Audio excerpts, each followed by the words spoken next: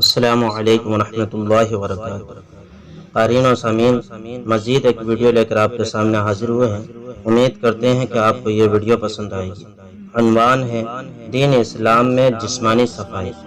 سیدنا انس بن مالک رضی اللہ تعالیٰ عنہ فرماتے ہیں، رسول اکرم صلی اللہ علیہ وسلم نے ہمارے لیے مونچھیں کاٹنے، ناخن تراشنے، بغلوں کے بال اکھاڑنے اور زیر ناف بالوں کی صفائی کا زیادہ سے زیادہ وقت یہ متعین فرمایا کہ ہم انہیں 40 دن سے زیادہ نہ چھوڑیں۔ صحیح مسلم۔ یعنی ہر ہفتے ناخن تراشنا اور جسمانی صفائی حاصل کرنا مسنون ہے۔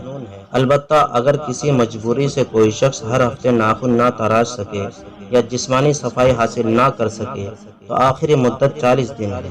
40 دن کے بعد بھی ناخن نہ تراشنا اور جسم کے غیر ضروری بال صاف نہ کرنا سخت گناہ اور ناجائز عمل ہونے کے ساتھ ساتھ بہت سے مہلک امراض اور بیماریوں کا سبب بھی ہے۔ قارئین و سامعین، اللہ رب العزت سے دعا ہے کہ اللہ رب العزت ہم سب کو مذکورہ حدیث پر عمل کرنے کی توفیق عطا فرمائے۔ جزاک اللہ خیر و احسن الجزا۔